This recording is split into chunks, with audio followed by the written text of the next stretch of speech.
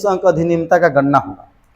तो इस सबसे पहले देखते हैं एक नोटिस जो कि BSO बिहार एसएससी में ही आया था, 600 कुछ पोस्टों का था। उसमें ही सबसे पहले दिया गया है कि चयन की प्रक्रिया में कहा गया कि चयन हेतु अभ्यर्थियों की मेधा सूची निम्न प्रकार तैयार की जाएगी।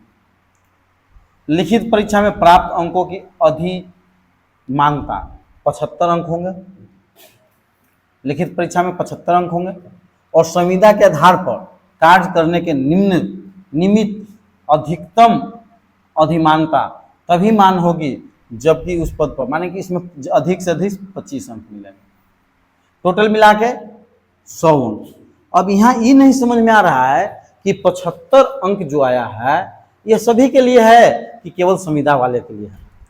अगर केवल संविदा वाले के लिए है तो हम मान सकते हैं चलिए, लेकिन ये भी गलत है, क्योंकि संविदा वाले को अगर नौकरी ही देना है तो उसके लिए अलग नियम कानून बनाइए, अलग से दीजिए। क्या इसमें उसको डाल देना अच्छा बात है? नहीं अच्छी बात है। और अगर ही सभी के लिए है तो इसके कहने का अर्थ है कि जो फ्रेशर स्टूडेंट है उनको क्या किया जाएगा, 75 अंक पर बहाल किया जाएगा और इनको 100 अंक पर बहाल किया जाएगा संविदा वाले को। तो दोनों कहियों से समान नहीं है। ये 25 अंक ज़्यादा ले रहे हैं, ये 25 अंक कम ले रहे हैं, कभी भी मेरिट में नहीं आएंगे 75 अंक वाले, क्योंकि एगो को 75 दौड़ एगो किया जाए कि पूरा दौड़ है, एगो के 1000 मीटर दौड़ना है, एगो के 750 मीटर दौड़ना है, तो कितनों कमजोर रहेगा 750 मीटर दौड़ने वाला, लेकिन चांस उसी का रहेगा कि वो पहले दौड़ जाए 1000 मीटर वाला दौड़ पूरा करने से पहले। अतः संविदा कर्मियों की बहाली हो जाएगी, लेकिन फ्रेशर स्टूडेंट एक भी नहीं आ पाएंगे। अगर ये नोटिस थोड़ा गलत तरीका से दिया गया है तो सरकार को आकर, आयोग को आकर इसमें समझाना चाहिए, इसको एक नोटिस निकाल कर देना चाहिए कि हम किस प्रकार से इस अंक को गणना करेंगे। अगर ये केवल संविदा वाले के 100 अंक प्राप्त होते हैं इस प्रकार से तो सही है, लेकिन इसमें भी संविदा वाले को फायदा है। लेकिन अगर ये दोनों के लिए है तो केवल जो लिखित परीक्षा देंगे उसके लिए तो केवल 75 अंक उस पर, और बाकी जो संविदा उसको 25 अंक जोड़ दिया जाएगा, ये गलत बात है।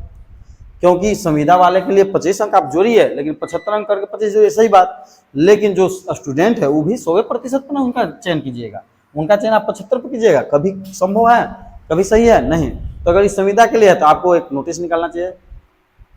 अब देखते हैं ये BSO में डायरेक्ट कहा गया है, आई लागू कहाँ होगा, संविदा के आधार पर प्रारंभिक परीक्षा और मुख्य परीक्षा दोनों में, मतलब कि आपको एकदम बाहर करने का तैयारी हो चुका है। यह बहुत वही बड़ा घोटाला हो सकता है।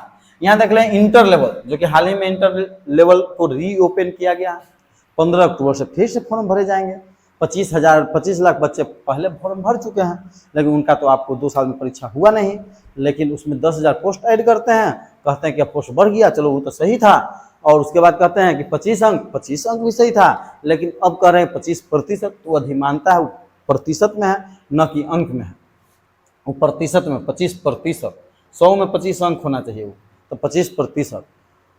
तो इसमें भी कहा गया है, इसमें जो वैसे बच्चों को संविदा पर लाभ दिया जाएगा जो मतलब कि राजस्व कर्मचारी है, और राजस्व कर्मचारी के पद पर कोई संविदा पर कार्यरत है उसको ही में लाभ दिया जाएगा, न कि दूसरे जगह संविदा पर कार्यरत तो राजस्व कर्मचारी के लिए एलिजिबल होंगे, ऐसा बात नहीं है।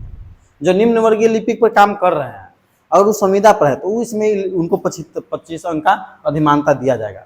लेकिन अधिमानता किस प्रकार से दिया जाए, उनको किस प्रकार से लाभ पहुंचाया जाए, उसके लिए जो नियम कानून है वो किस प्रकार काम करते हैं वैसा होना चाहिए, न कि यहाँ पर इस प्रकार से कि टोटल बच्चा जो है, जो फ्रेशर बच्चा है उसको 75% पर आप चयन कीजिएगा, और जो संविदा कर्मी हैं उसको आप 100% पर चयन कीजिएगा। अगर ये होता है तो कहूँ से सही नहीं है। संविदा के लिए 100% को 75% किस प्रकार से, इनको पैसा दे रहे हैं, इनको सब कुछ दे रहे हैं, इनका जॉब लगा हुआ है, इनको जॉब लेना है, कैसे हो सकता है? ऐसा नहीं हो सकता है।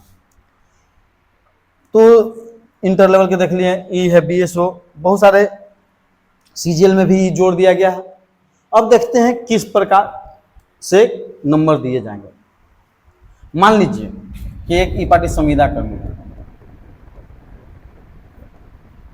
कर्मी का कोई स्टूडेंट है और इस तरफ फ्रेशर स्टूडेंट है।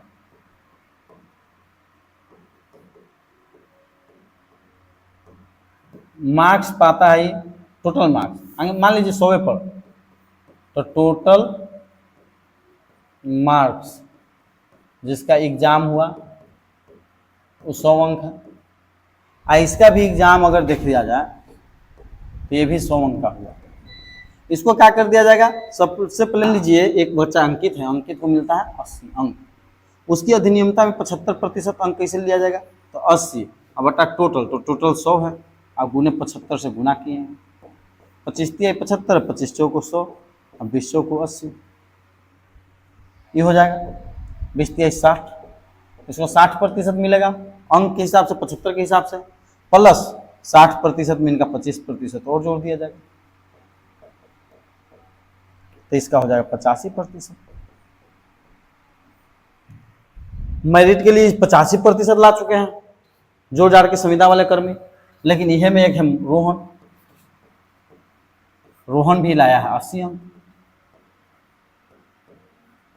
आप कह रहे हैं कि इसको हम 75% बना दें, तो लीजिए बना देते हैं 80 बटा 100, अब गुने 75, 25 तिया 75, अब 25 चौको 100, अब 20 चौको 80, ये आ गया है बेचारा 60% पर।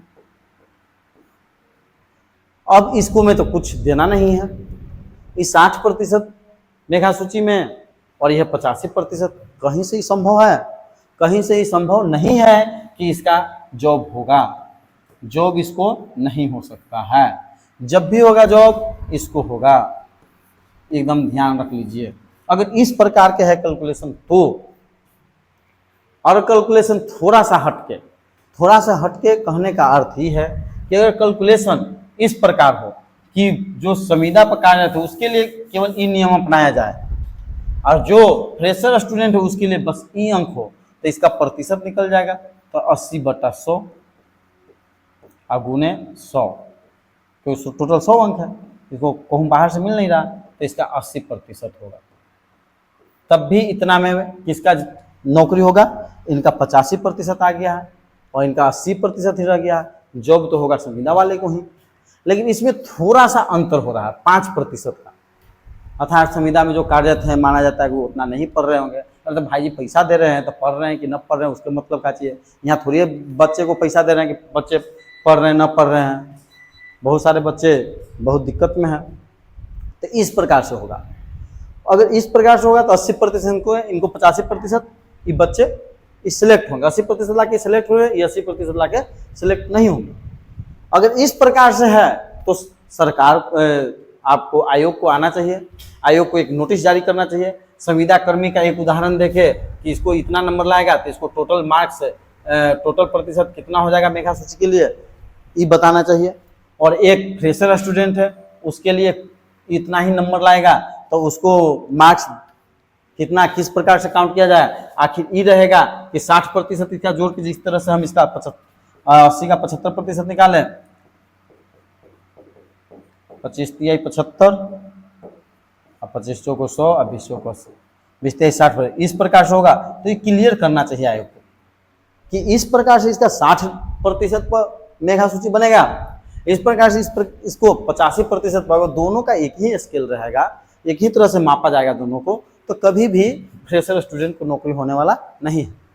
सीजीएल की बात कर लिया जाए तो सीजीएल 4 में संविदा पर कार्यरत जो व्यक्ति हैं, जनवरी में जो बहाली आई थी 2025 में, लगता है कि 24 जनवरी को, उसमें 150 संविदा कर्मियों की बहाली आई थी, लेकिन उसमें जो भी रिटायरमेंट वाले थे, तो बड़े बड़े नौकरियों में तो संविदा पर कार्यरत कोई होता नहीं है, तो उसको उतना लाभ तो संविदा वाला, लेकिन जो ग्रेड 2 है, ग्रेड 3 है, ग्रेड 1 है, तो उस समय बहुत सारे बच्चे, बहुत सारे व्यक्ति जो है संविदा पर कार्यरत हैं, तो उस समय उनका बहुत फायदा मिलने वाला है अगर इस तरह से होगा तो।